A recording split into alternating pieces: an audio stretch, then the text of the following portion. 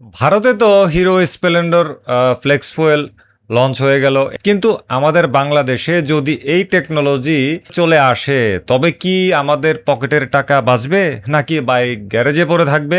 Hero দাবি করছে এই ফ্লেক্স ফুয়েল বাইকগুলো পেট্রোল বা অকটেনের চেয়ে অনেক সস্তা, ইথানলে চলবে। ভারতে এর টেস্ট রানও শুরু হয়েছে, কিন্তু বাংলাদেশের বাস্তব চিত্রটা একটু চিন্তা করুন।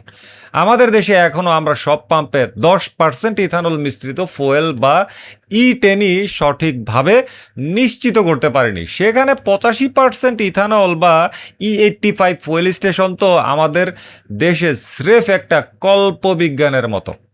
আমাদের দেশের আনরিফাইন্ড এবং ভেজাল পেট্রোলের সাথে যদি এই হাইটেক ইসিউ চালিত সেন্সর আর আপগ্রেডেড ফুয়েল পাম্পের ফ্লেক্স ফুয়েল বাইক চালানো হয়, তবে ইঞ্জিনের 12টা বাজতে কয়েক মাসও সময় লাগবে না। কোম্পানিগুলো যখন বাংলাদেশে এই বাইক আনবে, তখন ফুয়েল সাশ্রয়ের মস্ত বড় মূল্য ঝোলাবে আপনার সামনে। কিন্তু আমার সলিড পাঞ্চ লাইনটা মনে রাখবেন, যে দেশে এখনও বোতলের খাঁটি সরিষার তেলেই ভেজাল পাওয়া যায়, সে দেশে পাম্পের ভেজাল পেট্রোলে হাইটেক ইসিউ বাইক চালানো মানে নিজের পকেটের টাকা দিয়ে ইঞ্জিনের ডেথ ওয়ারেন্টে সই করা।